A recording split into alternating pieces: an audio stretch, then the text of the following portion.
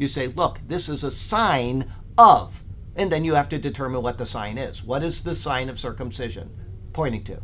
The transmission of sin from the first father. Points to Christ, who will cut the transmission of sin from Adam through humanity.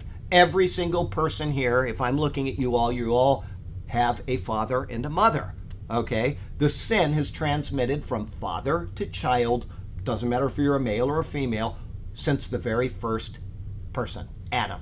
His sin continues to transfer to every single one of us. The sign, circumcision, is cutting that. And that's why the male is cut and not the female, is because it is a sign. It doesn't actually do anything. It's a sign that Christ will come and cut the sin nature in humanity. Christ is the fulfillment of the sign. All of these signs, manna is a sign. That's Exodus. Anybody, what chapter of Exodus? We got the circumcision. Manna came in Exodus 16, okay?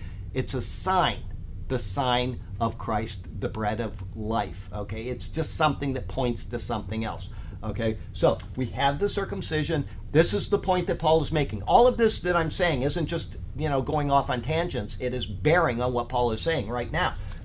We read the sign of circumcision, Genesis 17, at the time of Abraham. Then the Lord said to Abraham what he said in Genesis 17. Being circumcised on the 8th day meant that he was not only in the covenant people, but that he was received into the covenant people, having been circumcised according to this ancient rite on his 8th day of life. No mere proselyte was he, but one with the lineage of Abraham himself. Okay, so he's just made a distinction.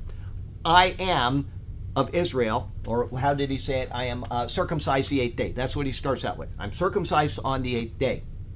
There are other people that are Jews around me right now that are of Israel that were not circumcised on the 8th day.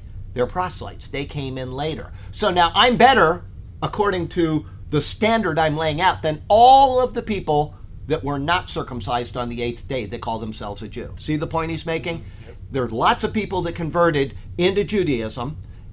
I am technically, according to the world, better than they are. They were brought into the covenant later. I was a part of the covenant from birth. Jesus was circumcised on the 8th day. Okay? If it was a Sabbath day and the child was, his 8th day was the Sabbath, which one would take priority? Sabbath. No. Really? Circumcision. Huh. Circumcision took priority over the Sabbath.